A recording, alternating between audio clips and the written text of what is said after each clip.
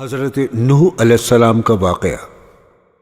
حضرت آدم علیہ السلام کے بعد قریب 1000 سال تک قوم توحید پر قائم رہی، مگر اس کے بعد یہ قوم بت پرست بن گئی اور بتوں کو پوجنے لگی۔ اس قوم کو صحیح راہ پر لانے کے لیے اللہ تعالیٰ نے حضرت نوح علیہ السلام کو اس قوم پر پیغمبر بنا کر بھیجا، اور اللہ نے فرمایا کہ اس قوم کو سمجھاؤ اور عذاب کے بارے میں بتاؤ اور ڈراؤ، جس سے کہ یہ قوم بت پرستی چھوڑ کر ایک اللہ کی عبادت کرے۔ حضرت نوح علیہ السلام نے ایسا ہی کیا جیسا کہ اللہ تعالیٰ نے فرمایا تھا۔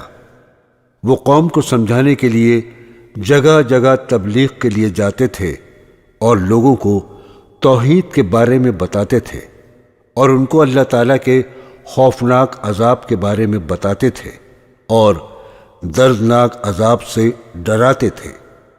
وہ رات دن اسی کام میں لگے رہتے تھے، مگر کوئی بھی شخص ان کی بات نہیں مانتا تھا، بلکہ یہ لوگ حضرت نوح علیہ السلام کو پتھر مارتے تھے اور برا بھلا کہتے تھے۔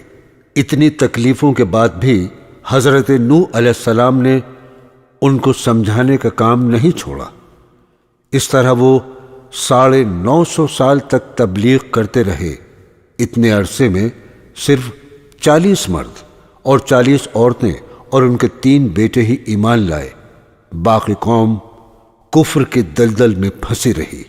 حضرت نوح علیہ السلام جب لوگوں کو سمجھاتے سمجھاتے تھک گئے اور ان کے صبر کا پیمانہ لبریز ہو گیا، تب انہوں نے اس قوم کے لیے بد دعا کی، اے اللہ، اس قوم کا ایک بھی بچہ اور زمین پر ایک بھی گھر نہ چھوڑ، سب تباہ کر دے، برباد کر دے۔ اللہ تعالیٰ نے حضرت جبرائیل علیہ السلام کو حضرت نوح علیہ السلام کے پاس بھیجا۔ انہوں نے آ کر کہا، اللہ تعالیٰ فرماتا ہے تم ایک کشتی بناؤ، میں بہت جلدی دردناک عذاب دینے والا ہوں۔ حضرت نوح علیہ السلام نے ایسا ہی کیا۔ وہ کشتی بنانے میں لگ گئے۔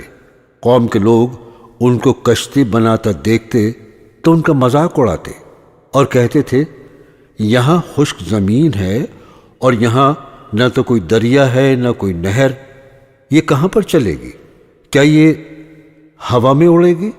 لیکن حضرت نوح علیہ السلام کشتی کو تیار کرنے میں لگے رہتے تھے۔ جب کشتی بن کر تیار ہو گئی تو اللہ تعالیٰ نے فرمایا کہ اے نوح، جب تمہارے جلتے ہوئے تنور سے پانی ابلنے لگے تب تم سمجھ جانا کہ عذاب شروع ہو گیا ہے۔ ایک دن حضرت جبرائیل علیہ السلام نے آ کر حضرت نوح علیہ السلام سے کہا، اللہ تعالیٰ فرماتا ہے کہ تم اس کشتی میں ایمان والے لوگوں اور ہر طرح کے جانوروں، چاہے وہ خشکی میں رہنے والے ہوں یا پانی میں، سب کا ایک ایک جوڑا نر اور مادہ کا اس کشتی میں رکھ لو۔ بہت جلد عذاب آنے والا ہے۔ جو عذاب آنے کی نشانی اللہ تعالیٰ نے بتائی تھی اس کے مطابق حضرت نوح علیہ السلام کے جلتے ہوئے تنور سے پانی نکلنے لگا۔ یہ دیکھ کر حضرت نوح علیہ السلام سمجھ گئے اللہ تعالیٰ کا عذاب شروع ہو گیا۔ انہوں نے اپنی بیوی اور بیٹوں سے کہا کہ اللہ کا عذاب شروع ہو گیا ہے، تم اس کشتی میں آ کر بیٹھ جاؤ۔ ان کی بات سن کر ان کے 3 بیٹے تو کشتی میں بیٹھ گئے، مگر ان کا ایک بیٹا کنعان اور بیوی نے ان کا کہنا نہیں مانا اور وہ ایک پہاڑی کی طرف جانے لگے۔ حضرت نوح علیہ السلام نے بہت کوشش کی ان کو بلانے کی، مگر انہوں نے ان کی بات نہیں مانی۔ دیکھتے دیکھتے چاروں طرف پانی پھیل گیا اور اتنا اوپر چڑھنے لگا کہ لوگوں میں چیخ و پکار اور ہاہاکار شروع ہو گئی۔ لوگ پانی میں ڈوبنے لگے۔ حضرت نوح علیہ السلام کی بیوی بھی پانی میں ڈوب گئی اور ان کا بیٹا کنعان ایک پہاڑی پر چڑھ گیا۔ آہستہ آہستہ پہاڑی پانی میں ڈوبنے لگی۔ تب حضرت نوح علیہ السلام نے اللہ سے کہا، اے اللہ، تو نے تو وعدہ کیا تھا کہ تیرے گھر والوں کو بچاؤں گا، اب میرا بیٹا ڈوب رہا ہے، اس کو بچا لے۔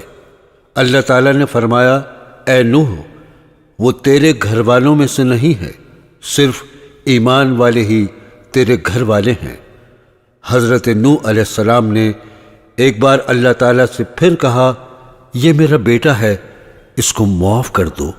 اللہ تعالیٰ نے فرمایا، اے نوح، خبردار، اگر دوبارہ اس کا نام لیا میں تمہارا نام نبیوں کی فہرست سے نکال دوں گا، کیونکہ اس کے عمل اور ہیں اور تمہارے عمل اور ہیں، اس لیے اگر اس کی اب سفارش کی تو میں تمہارے سر سے نبوت کا تاج اتار لوں گا۔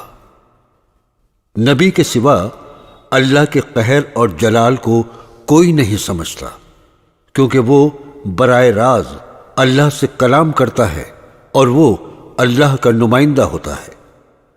حضرت نوح علیہ السلام نے رو رو کر کہا، میرے اللہ، اگر تو نے کرم نہ فرمایا اور تیری کریمی کا دریا مجھے نہ ملا، تیرے رحم کی چادر میرے سر سے اتر گئی، تب میں کہیں کا نہیں رہوں گا، میں تو مارا جاؤں گا۔